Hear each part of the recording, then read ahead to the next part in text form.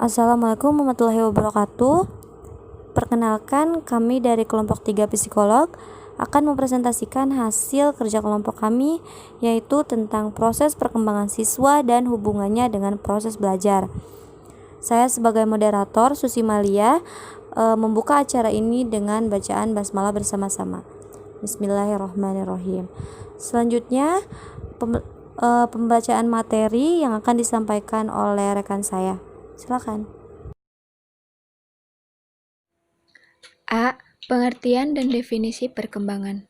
Menurut Kamus Besar Bahasa Indonesia, pada 1991, perkembangan adalah perihal berkembang. Selanjutnya, kata berkembang menurut Kamus Besar Bahasa Indonesia ini berarti terbuka atau membentang, menjadi besar, luas dan banyak, serta menjadi bertambah sempurna dalam hal kepribadian, pikiran, pengetahuan, dan sebagainya.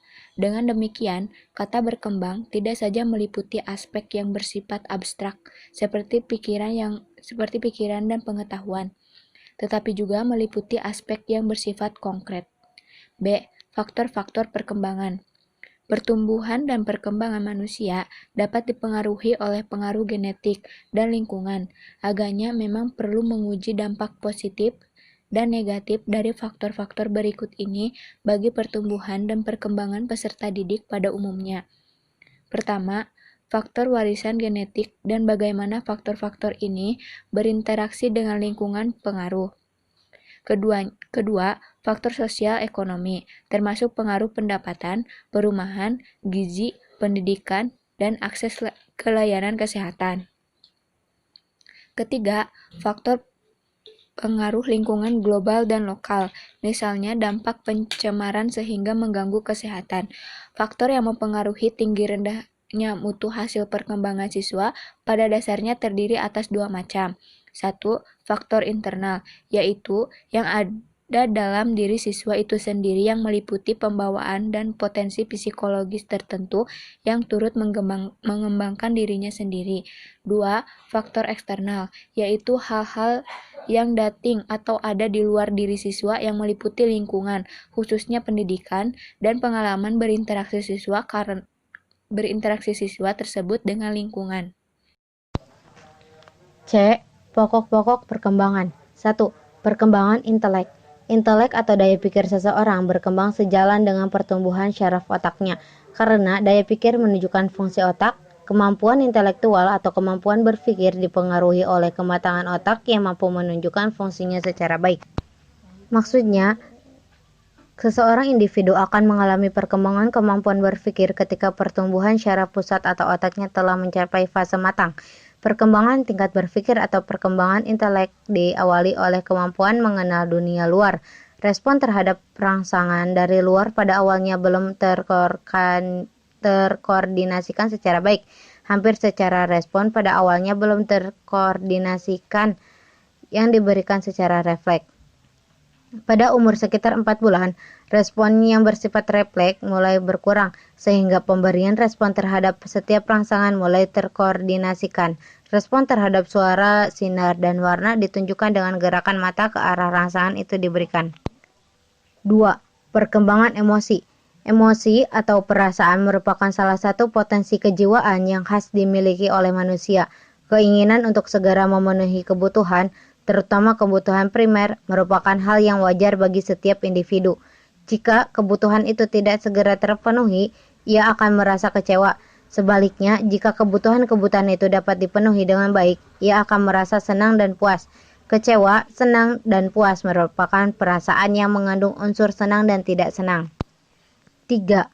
Perkembangan sosial. Dalam proses pertumbuhan dan perkembangannya, setiap individu tidak dapat berdiri sendiri, tetapi memerlukan bantuan individu lainnya. Bayi yang baru lahir tidak akan dapat mempertahankan kehidupannya tanpa bantuan orang tuanya. Sejalan dengan pertumbuhan badannya, bayi yang telah menjadi anak seterusnya menjadi dewasa akan mengenali lingkungan yang lebih luas.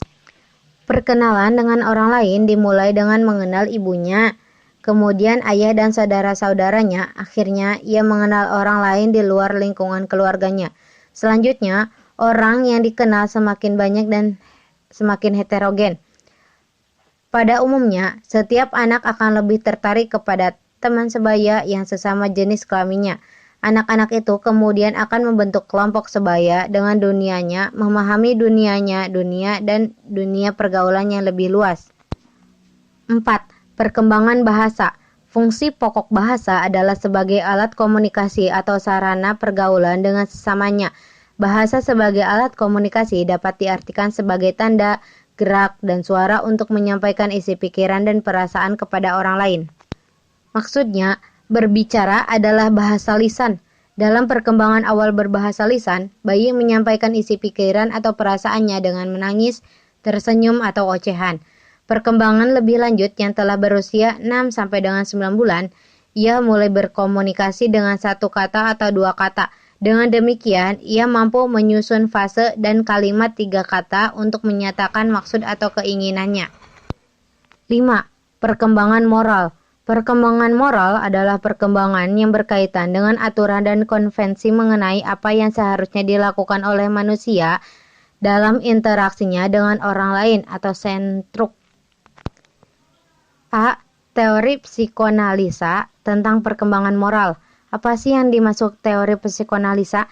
Dalam menggambarkan perkembangan moral, teori psikoanalisa dengan pembagian struktur kepribadian manusia ada 3, yaitu ide, ego, dan superego. Ide adalah struktur kepribadian yang terdiri atas aspek biologis yang irasional dan tidak disadari. Ego adalah struktur kepribadian yang terdiri atas aspek psikologis, yaitu subsistem ego yang rasional dan disadari, namun tidak memiliki moralitas. Superego adalah struktur kepribadian yang terdiri atas aspek sosial yang berisikan sistem nilai dan moral yang benar-benar memperhitungkan benar atau salahnya sesuatu. B. Teori belajar sosial tentang perkembangan moral. Teori belajar sosial melihat tingkah laku moral sebagai respon atas stimulus. Dalam hal ini, proses-proses penguatan penghukuman dan peniruan digunakan untuk menjelaskan perilaku moral anak-anak. Bila anak diberi hadiah atas perilaku yang sesuai dengan aturan yang kontra sosial, mereka akan mengulangi perilaku tersebut. Sebaliknya, bila mereka dihukum atas perilaku yang tidak bermoral, maka perilaku itu akan berkurang atau hilang. C. Teori kognitif Piaget tentang perkembangan moral. Teori kognitif Piaget mengenai perkembangan moral melibatkan prinsip-prinsip dan proses-proses yang sama dengan pertumbuhan kognitif yang ditemui dalam teorinya tentang perkembangan intelektual. 6. Perkembangan spiritualitas. Ingersoll tahun 1914 mengartikan spiritualitas sebagai wujud dari karakter spiritual, kualitas atau sifat-sifat dasar. Belakangan ini didefinisikan spiritualitas meliputi komunikasi dengan tubuh dan upaya seseorang untuk bersatu dengan Tuhan. Perbedaan dari spiritualitas dan religiusitas, agama memang tidak mudah untuk didefinisikan secara tepat karena agama mengambil bentuk bermacam-macam di antara suku-suku dan bangsa-bangsa di dunia ini. Secara etimologi, religion atau agama berasal dari bahasa Latin religio, yang berarti suatu hubungan antara manusia dan Tuhan. Berdoa dengan agama. Spiritualitas lebih banyak melihat aspek dalam lubuk hati, riak getaran hati nurani, pribadi, sikap personal yang bagi banyak orang lain merupakan misteri. Karena intimitas jiwa dalam hal ini spiritualitas mencakup cita rasa, totalitas, kedalaman. D.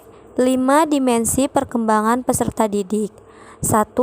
Perkembangan fisik, di mana lajunya relatif sesuai dengan faktor genetis, menu makanan, pelatihan yang diperoleh, kebiasaan hidup, dan kondisi lingkungan.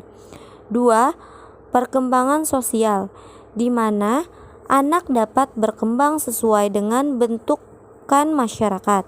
3. Perkembangan mental, di mana peserta didik tumbuh makin bermental stabil, dewasa, dan bijaksana. 4. perkembangan budaya atau spiritual, di mana peserta didik harus menumbuhkan toleransi terhadap orang-orang dengan keyakinan yang berbeda, pengakuan hak asasi manusia, dan nilai-nilai umum. Dan 5 terakhir, perkembangan intelektual, khususnya pergeseran dari kemampuan penalaran konkret ke abstrak, mengolah data menjadi informasi, memecahkan masalah-masalah yang rumit, serta membuat solusi atas dasar informasi yang mirip, sama, atau bertentangan. Pengembangan aktivitas kreativitas dan motivasi dalam proses pembelajaran. Dengan mengutip pemikiran Kip Mulyasa tahun 2003, mengembangkan hal-hal yang perlu dilakukan agar siswa lebih aktif dan kreatif dalam belajarnya adalah: yang pertama, dikembangkannya rasa percaya diri para siswa dan mengurangi rasa takut. 2.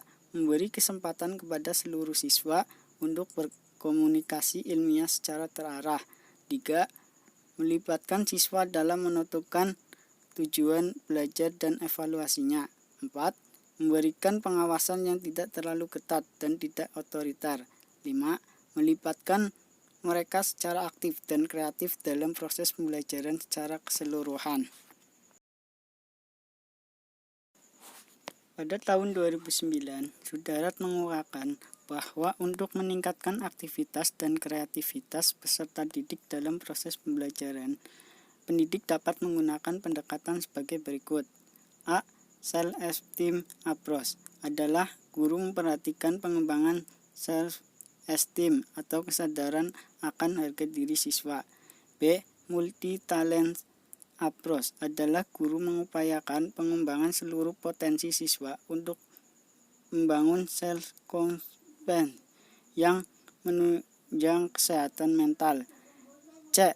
Inquiry approach adalah guru memberikan kesempatan kepada siswa untuk menggunakan proses mental dalam menemukan konsep atau prinsip ilmiah serta meningkatkan potensi intelektualnya. Untuk membangkitkan motivasi belajar peserta didik dalam proses pembelajaran, seorang pendidik perlu memperhatikan hal-hal sebagai berikut. 1. Bahwa siswa akan belajar lebih giat apabila topik yang dipelajarinya menarik dan berguna bagi dirinya. 2. Tujuan pembelajaran harus disusun dengan jelas dan diinformasikan kepada siswa sehingga mereka mengetahui tujuan pembelajaran yang hendak dicapai. Siswa juga dilibatkan dalam penyusunan tersebut. 3. Siswa harus selalu diberitahu tentang hasil belajarnya. 4. Pemberian pujian dan hadiah lebih baik daripada hukuman, namun sewaktu-waktu hukuman juga diperlukan. 5. Manfaatkan sikap-sikap, cita-cita, dan rasa ingin tahu siswa. Alhamdulillahirrabbilalamin. Terima kasih kepada rekan-rekan semua. Presentasi dari kelompok 3 psikolog cukup sekian. Kekurangan datangnya dari kami, kelebihan hanyalah milik Allah Subhanahu wa taala. Ditutup, wabillahi taufiq wal hidayah. Wassalamualaikum warahmatullahi wabarakatuh.